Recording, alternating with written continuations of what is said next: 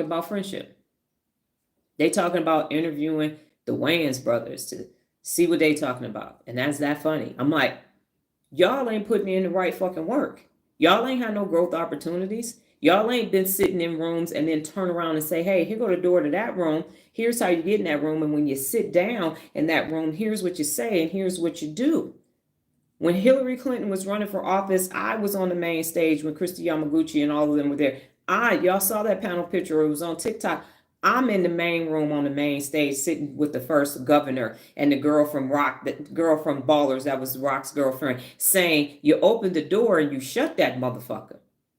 You opened the door and you shut it. You didn't open it and invite people to the table and say they with me. What y'all got for us?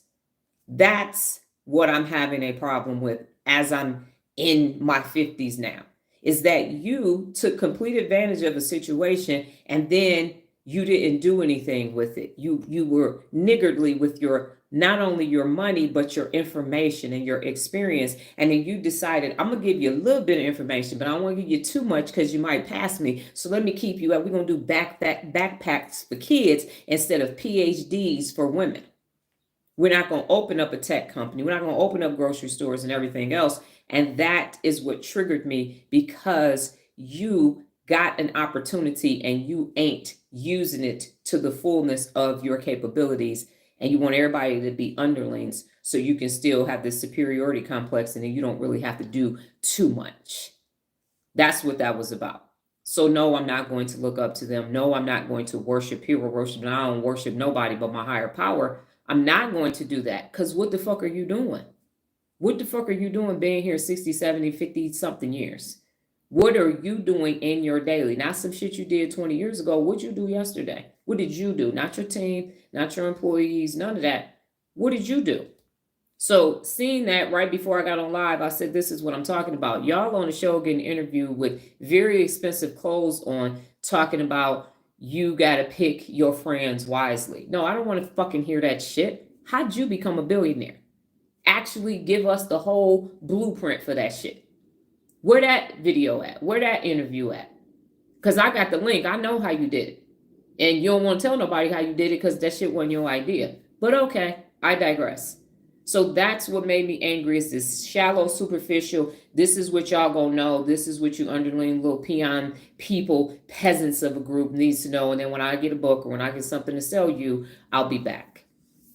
So it isn't the sharing of information, it isn't the giving, it isn't the we walk through the door and now we're opening the door and telling you where everything is. You're not, because you don't want to lose your spot. You too worried about somebody coming and taking your spot, and you don't want to get out of it because you like it so much. Move the fuck out the way and have some doggone succession planning for the rest of us. And this is my final day, I hope, because I didn't realize how much trauma I had towards this and how much shit I had to do in these 52 years while you stayed in these safe industries. You didn't go and disrupt anything. And then you want people to worship you for what exactly?